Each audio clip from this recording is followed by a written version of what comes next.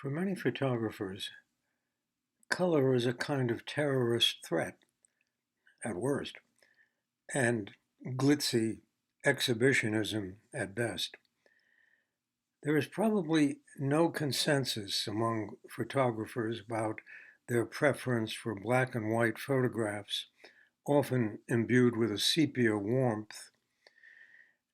I share this apprehension about color, although I embrace color when I think it essential to the composition, to what I happen to be looking at the moment. In my trilogy of novels, Light Piercing Water, the protagonist, a seafarer named Beau Cavalieri, is a gifted draftsman. Some of his friends think he draws like Parmigianino. But he can't bring himself to use color because of his troubled relationship with his artist mother. James Goddard, the photographer whose work is justly celebrated here, is a premier exemplar of black and white photography. My relationship with Jim has always revolved around poetry and fiction more than photography. So I don't know if Jim would approve of my more metaphysical sentiments about black and white photography. But that said, let me turn immediately to the great fantasist and poet Ursula K. Le Guin, who wrote, "Light is the left hand of darkness, and darkness is the right hand of light."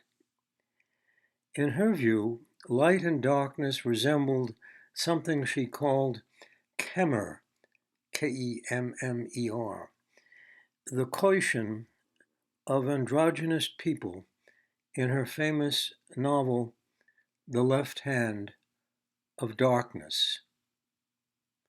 That is, a kind of sexual intercourse of the androgynous. Goddard, like other great photographers, is a kind of choreographer of light and shadow, knowing as he does that they must not only coexist, they must collaborate. We can say that the object world is a world of blockages of light. But then, of course, we must consider the source of that light. Those blockages, including sentient ones like ourselves, cause shadows. The photographer is endlessly concerned with the juxtapositions of light and shadow. The photographer does not capture, he does not take, he does not shoot, he does not catch. Those are juvenile, militaristic terms. The photographer collaborates. He inhabits, like Ravel and Mussorgsky.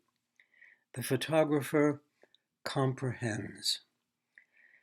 Metaphysically, the relationship of light, object, and shadow may be seen as a kind of trinity, or the relationship between our light selves and our dark selves, our shadow selves.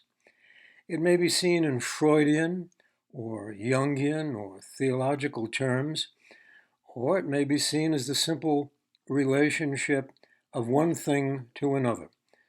Brush to paint and canvas, for example. Dance to dancer, dancer to dancer, and so on. The photographs, when they're instilled by their maker's witness, are moments fully inhabited, fully lived. And that's precisely what makes them rare. I don't think I could have fully appreciated the particular aspect of these photos that I'm talking about now. Their vibratory immediacy, had I not over the years been privileged to read some, but certainly not all, of Jim Goddard's poetry. Goddard is, of course, a Yorkshireman, and I have no idea if he has read Robert Frost or William Carlos Williams, the American poets. But I see in his poems and his photographs a dance joined, a select moment come upon, a very humble thing suddenly imbued with epiphany, if not incarnation. And it begs the metaphysical question, at least to my mind, of who is doing the imbuing.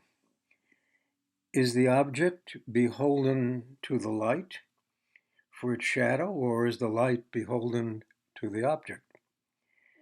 Cults, if not religions, have arisen over such questions.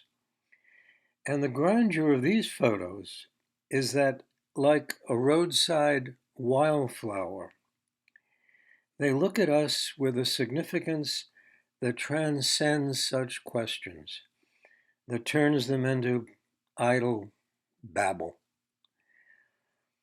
The French philosopher and mathematician René Descartes cautioned us against reading faces. And certainly our experience with celebrity today would seem to make Descartes' remark especially prescient. Yes, faces do mislead, as do words and even actions, but they are nonetheless like blown kisses, fey smiles, memorable glances. They excite our speculations. They inspire us to think and feel, to inhabit the moment as do these wonderful images.